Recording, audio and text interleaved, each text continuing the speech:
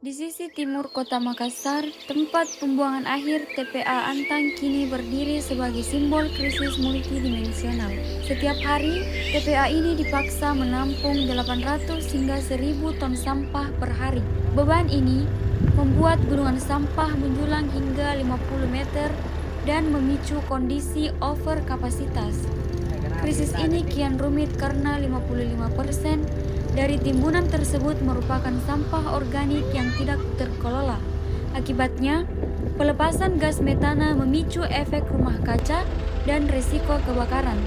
Sementara air lindi yang merembes mulai mencemari air bersih yang dikonsumsi masyarakat. Di tengah kepungan limbah berbahaya dan ancaman penyakit, ratusan pemulung justru menggantungkan hidup mereka pada sampah. Mereka bertaruh nyawa setiap hari dengan pendapatan yang tidak pasti menandai kerentanan mereka.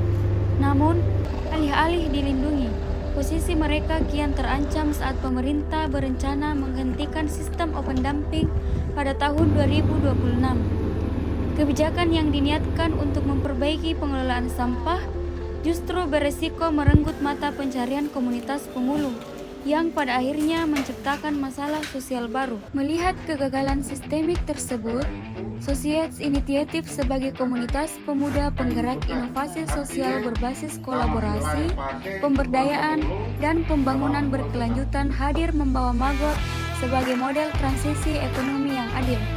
Berbeda dengan program pengolahan sampah pada umumnya, Maggot tidak memosisikan pemulung sebagai objek penerimaan manfaat, melainkan merangkul mereka dengan kepemilikan kolektif atas aset produksi untuk mengelola sampah organik melalui budidaya Maggot BSF.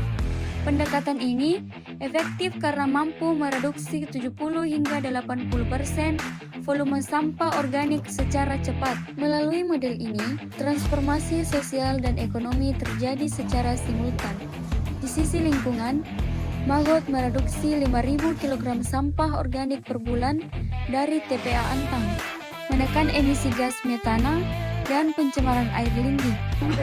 Di sisi ekonomi, pemulung tidak lagi bergantung pada fluktuasi harga plastik. Mereka bertransformasi dengan penghasilan stabil dari penjualan Maggot dan Kasgot. Pada dimensi sosial, pemulung menjadi pelaku utama ekonomi sirkular yang mandiri dan berdaya. Maggot dirancang untuk membuktikan bahwa penyelesaian krisis lingkungan tidak harus lahir dari teknologi mahal, melainkan dari keberanian anak muda yang tidak hanya mampu membaca persoalan sosial, tetapi juga merancang solusi berbasis komunitas yang berpihak pada kelompok rentan.